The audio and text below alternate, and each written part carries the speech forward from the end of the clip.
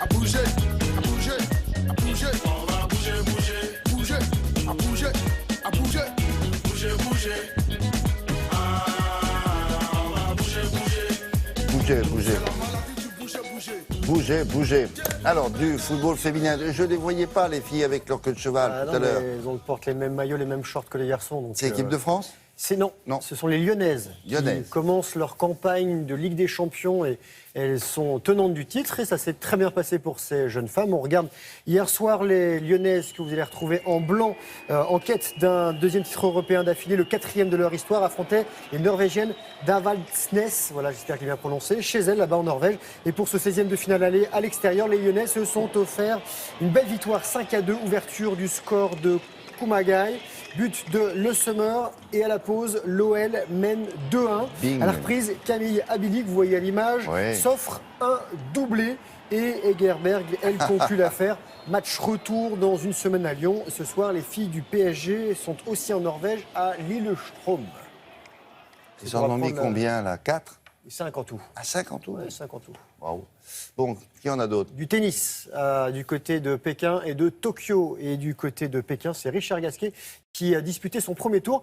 Ça n'a pas très bien débuté, ça s'est plutôt bien fini. Et pour son entrée en lice dans la capitale chinoise, Richard Gasquet, 17e mondial, était opposé à Sam Querrey. L'Américain, 29e du classement, domine le Français en début de rencontre. Le Biterrois s'incline dans le premier set 6-2. Et Gasquet, finaliste à Shenzhen ce week-end, revient dans la partie et s'adjuge les deux manches suivantes, 6-3, 6-1.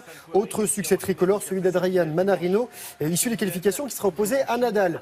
Et toujours à Pékin, c'est Andy Murray, tête de série numéro 1, qui est en quart de finale. Lui, le Britannique numéro 2 mondial, a écrasé le Russe Kuznetsov 6-2, 6-1.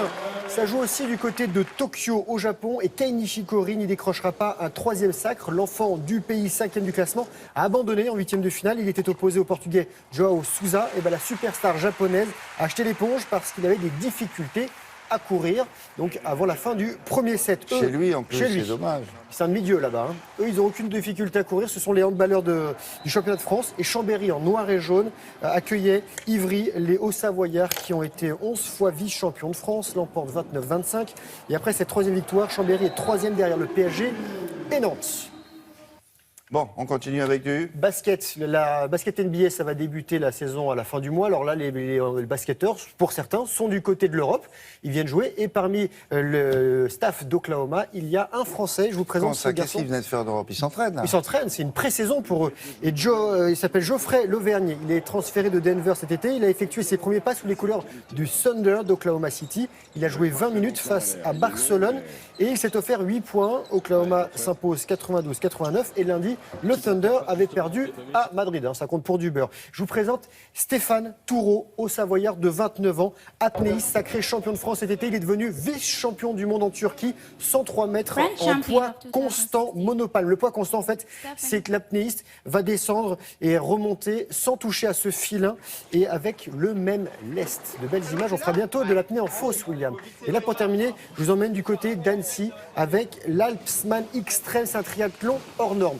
Ces jeunes gens, s'ils étaient 130 en tout, ont débuté depuis un bateau qui était au milieu du lac. Ils avaient 3,8 km de natation en pleine nuit. Ensuite, 183 km en vélo dans les massifs alentours. Et pour finir, un marathon. Voilà, 42 km 195, si, avec une arrivée en haut du col. Ils sont payés pour ça? Oui, ils sont payés au sommet du Semnoz. Ils ont une prime aussi. Ils ont des primes de victoire.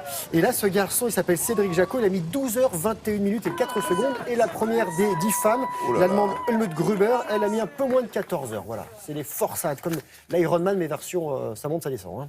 C'est pas du tout plat. C'est beau. Hein. Il y a des Français qui font ça, oui. Ce garçon, Jacot, il a gagné. Ouais, Merci beaucoup. On va maintenant parler de consommation.